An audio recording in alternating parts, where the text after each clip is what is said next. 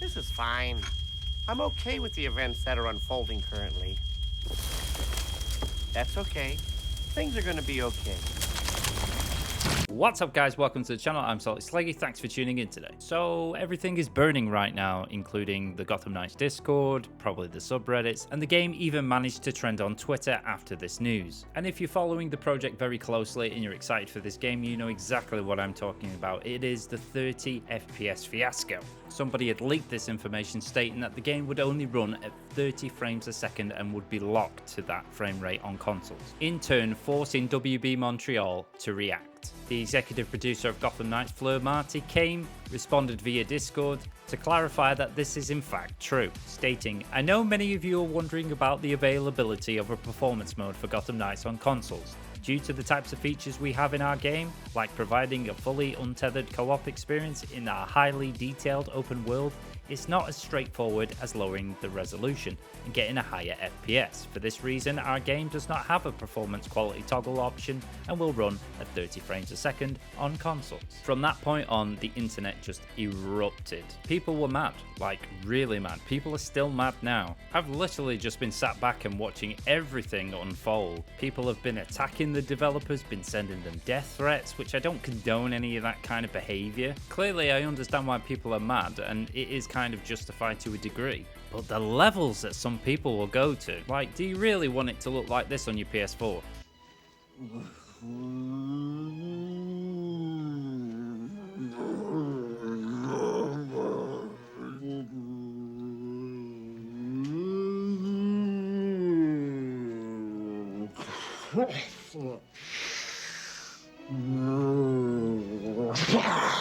I don't think you do, because that clearly would have happened if they stuck with last-gen consoles. And the programmers clearly underestimated the amount of power that they would require in order to give us what they're giving us on October 21st. Because if you look at the specs just for minimum on PC, for 1080p at 60 frames a second, you need an i5 9600K to do all your processors and whatnot. Now, the i5 comes with 6 cores of processing power. Now, if you compare that to the current PS5 and the Xbox X and S, it has an AMD, which is identical because AMD made both the chips for both consoles, and there's more leeway towards the Xbox side because it has a bit more boosting power.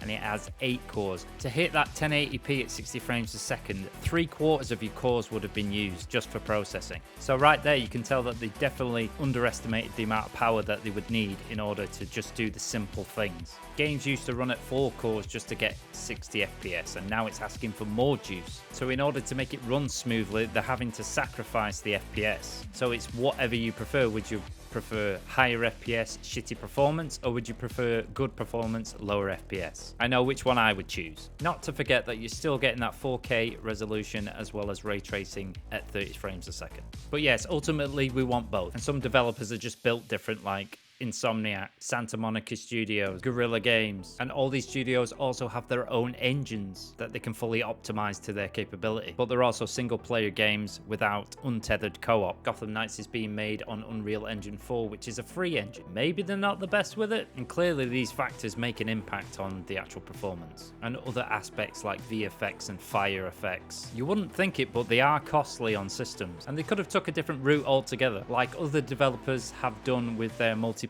titles. Developers such as Ubisoft with The Division, by separating the co-op system into a server-side system, so you log into their servers, it uploads their world, you get to play in their world, and then log out when you're done, reducing that load on your system. And Warner Brothers have decided they're not going to do that. They're not going to buy servers, rent servers, whatever they do. So they're using your system to take the entirety of the load. And then that also bleeds into the co-op experience. They're using your system to take that load also on top. Especially the fact that you're untethered, so you can go anywhere in the world, be it separate sides of the map at the same time, whereas other games have this tethered system, so you can only go so far and then you'll just be slingshotted back because they don't want to give you that amount of space to roam around because of the excessive power usage, I guess. Is it a bad decision? I think it is. But is it a deal breaker for myself personally? No, of course not. I've already got it locked in. I've already got time booked off. I'm ready to play it. I've played so many games over the years in 30 FPS. It doesn't bother me in the slightest.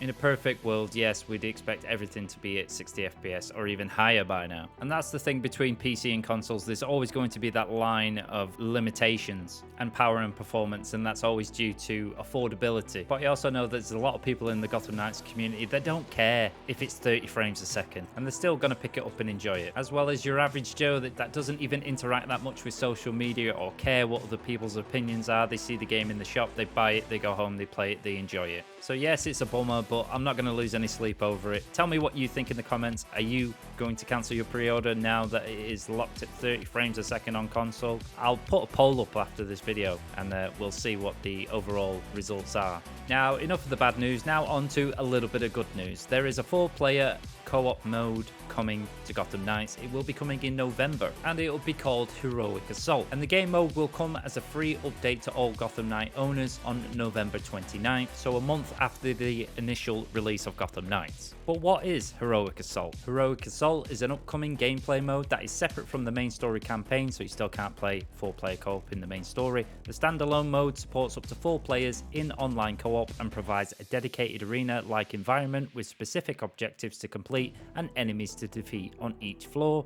There are 30 floors in total. So this game mode is exactly kind of like Mega Hives from Avengers, or if you ever played Division 2, the tower block where it had 100 floors. Now, I did play the tower block in Division 2, and I kind of got bored. I'm not gonna lie, I got really bored really quick. It just got stale very fast for me. Now, it does depend on what kind of loot drops, if I can use it in the main story. And granted, it is only 30 floors, it's not 100 floors, but my main focus is on the story and the villains and enjoying being within Gotham. I will still be checking it out, but I'm not like super excited for it in the slightest. And knowing that a lot of the level designers and stuff come from Ubisoft, it doesn't really surprise me that they've implemented this in this kind of design choice. And that wraps up about everything for this video. Firstly, I want to thank you for watching. I want to thank you for your support. Always appreciated here on this channel. If you did enjoy the video, be sure to support it with a like. It helps out me on the channel, and I wouldn't ask you otherwise. Leave a comment down below. That also helps out the channel. Let me know what you think about this 4-player co-op. Are you excited for this? Who's cancelling the pre-order? Who isn't cancelling the pre-order? Who doesn't care? Subscribe for more upcoming games. You'll find other games on my channel if you want to check those out. You'll find social links down below if you want to support me in that space. Hit that notification bell. And as always, have a wonderful day. I'll see you next time.